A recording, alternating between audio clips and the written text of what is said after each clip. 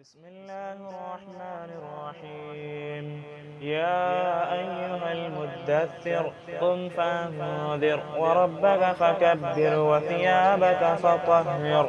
والرجز فاهجر ولا تمنن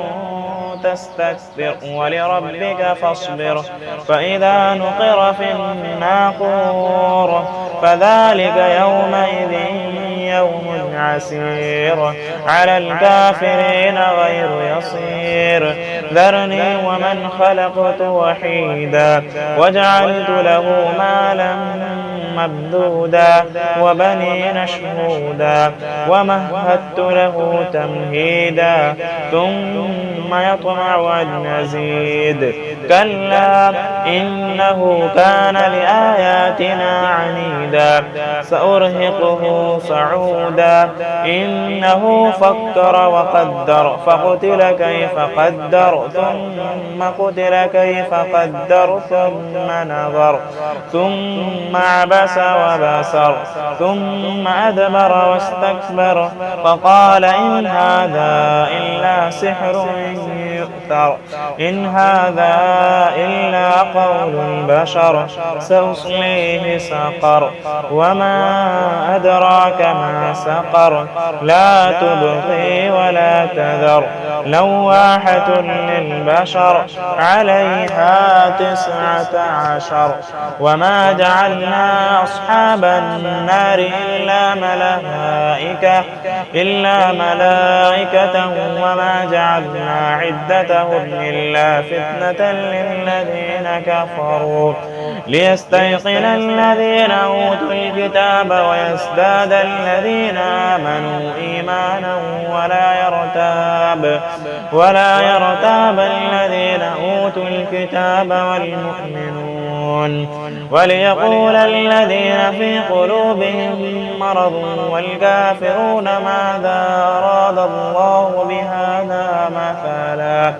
يضل بكذلك يضل الله من يشاء ويهدي من يشاء كذلك يضل الله من يشاء ويهدي من يشاء وما يعلم جنود ربك إلا هو وما هي إلا ذكرى للبشر كلا والقمر والليل إذ أدبر والصبح إذا أسفر إنها لإحدى الكبر نذيرا للبشر لمن شاء منكم أن يتقدم أو يتأخر كل نفس بما كسبت رهينة إلا أصحاب اليمين في جنات يتساءلون عن المجرمين ما سلككم في سقر قالوا لم نك من المسلمين ولم نك نطعم المسكين وكنا نخوض مع الخائضين وكنا نكذب بيوم الدين حتى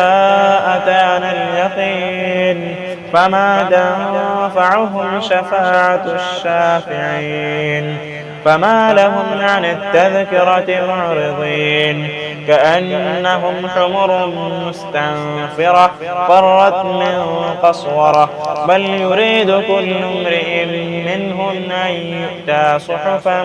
منشرة كلا بل لا يخافون الآخرة كلا إنه تذكرة فمن شاء